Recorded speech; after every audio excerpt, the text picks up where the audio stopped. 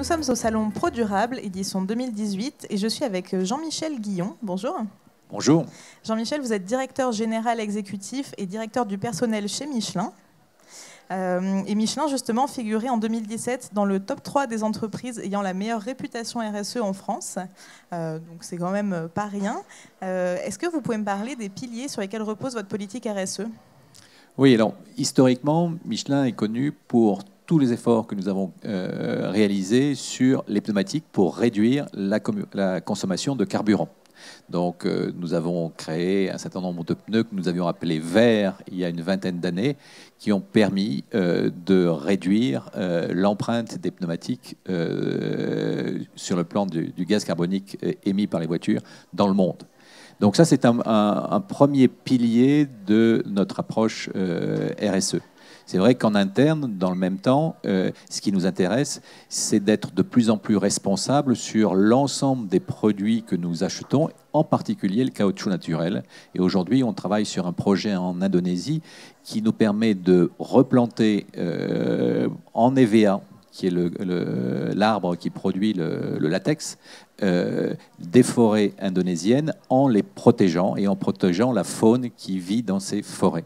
Donc c'est un deuxième pilier de notre approche RSE. Et puis il y en a un troisième qui est aussi important, il concerne les personnes. Je pense que historiquement, Michelin a beaucoup investi dans le développement des personnes.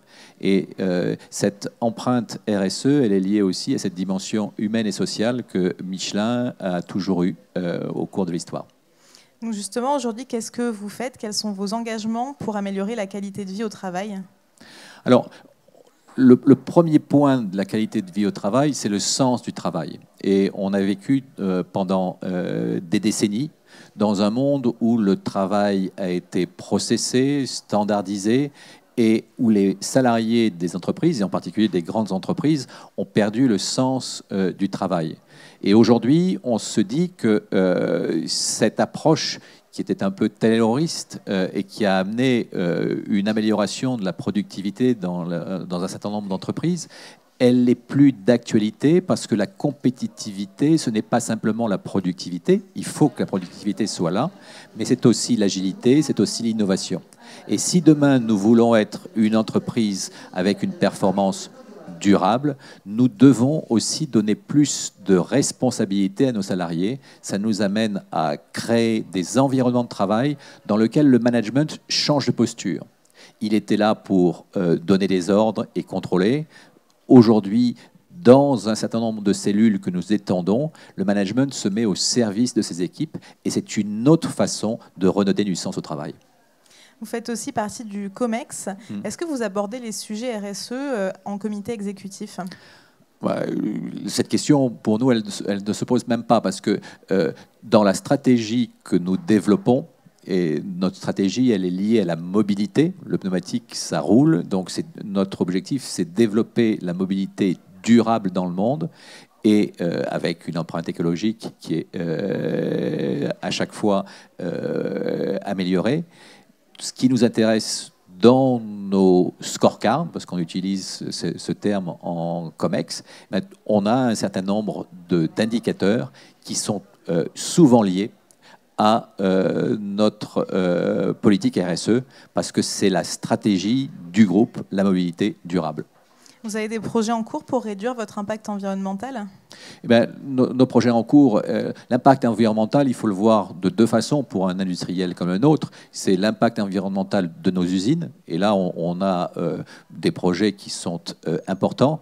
Mais pour nous, en tant qu'industriels, dans le monde de l'automobile et dans le monde des transports, le principal impact qu'on peut avoir, c'est la réduction des émissions de gaz carbonique des voitures. Et le pneu joue un rôle dans la résistance au roulement, donc l'émission de gaz carbonique. Donc notre objectif aujourd'hui, c'est construire, développer des pneus toujours plus performants sous l'angle de la réduction de la consommation de carburant.